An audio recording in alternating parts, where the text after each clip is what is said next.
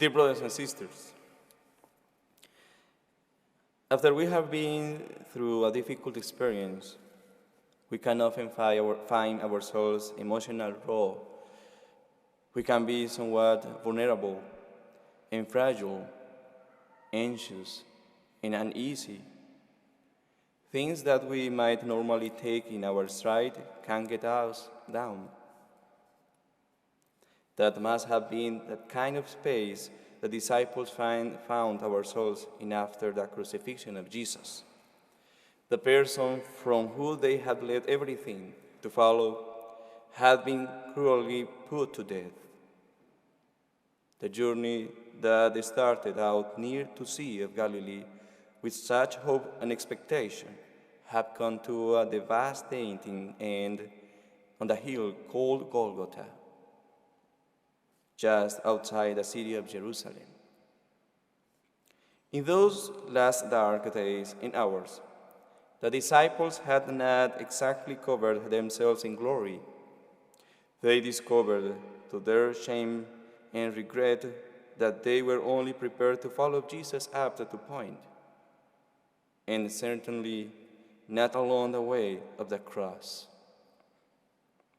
In the wake of Good Friday, the disciples were dealing with a great sense of loss and a real sense of shame and guilt. They were also fearful. They worried lest what had happened to Jesus might also happen to them.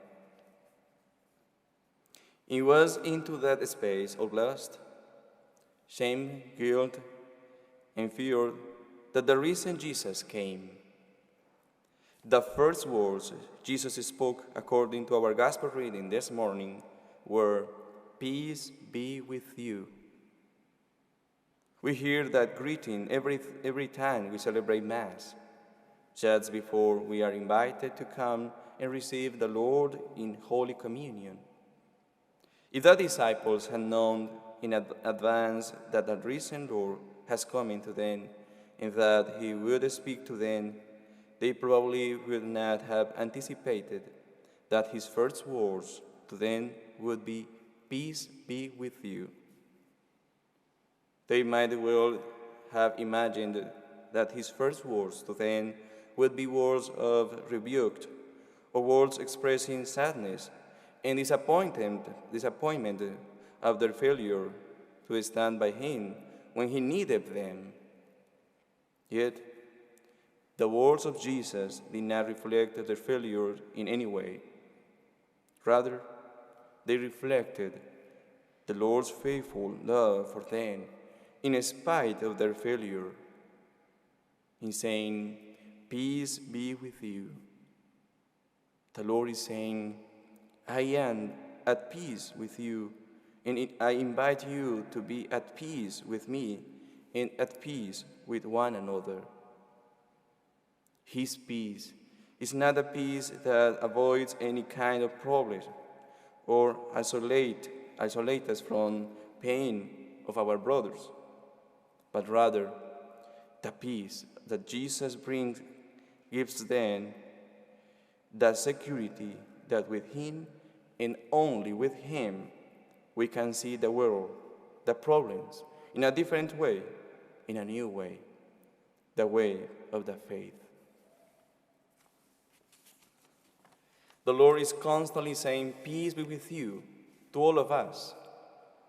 He says those words to us in a very powerful way and in and through the sacrament of reconciliation, in the sacrament of the Eucharist. We can speak those words to us at any time from within the silence of our hearts. We can find it difficult to say, "Peace be with you," to those who have disappointed us or hurt us or let us down badly. However, the Lord is not like us in that respect. In John's Gospel, Jesus is portrayed as saying, "My own peace I give to you. I do not give to you as the world gives." Jesus does not relate to us as the world does, as other people relate to us, or as we relate to others. According to this morning's Gospel reading, when the risen Jesus stood among his disciples and said, "Peace be with you," they were in a startled and terrified, so much so that Jesus asked them, "Why are you troubled? And why do questions arise in your hearts?" Something wonderful was happening for them. Their shattered hopes were being revealed in a way they could never have conceived of. And yet, there they were startled, terrified, agitated, and full of doubt. We might find ourselves identified rather easily with those disciples. Sometimes we too can find it difficult to accept the Lord's gift of peace, the gift of his reconciling love.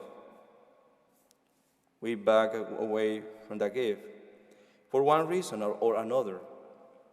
Maybe we find it hard to believe that we could be so graced. We consider that we are not deserving of such a gift. We can allow our own fears and doubts to drown out the Lord's word of peace to us. At the very moment when the Lord is drawing attention to what is best in us, we can be absorbed by what is worst in us. In order to cut through his disciples' fears and doubts, the risen Lord showed them his hands and his feet, his wounds. These were the wounds of love.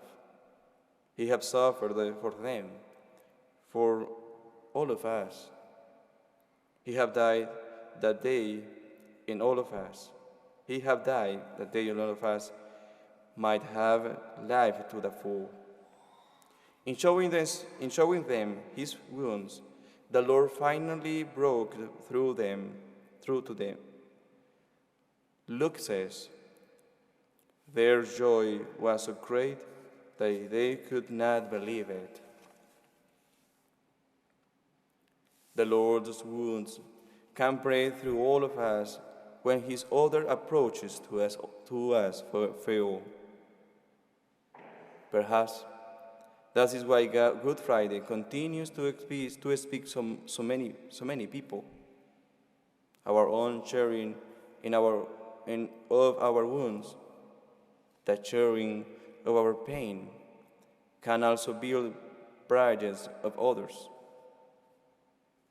When we are at their most vulnerable, we often draw others to ourselves.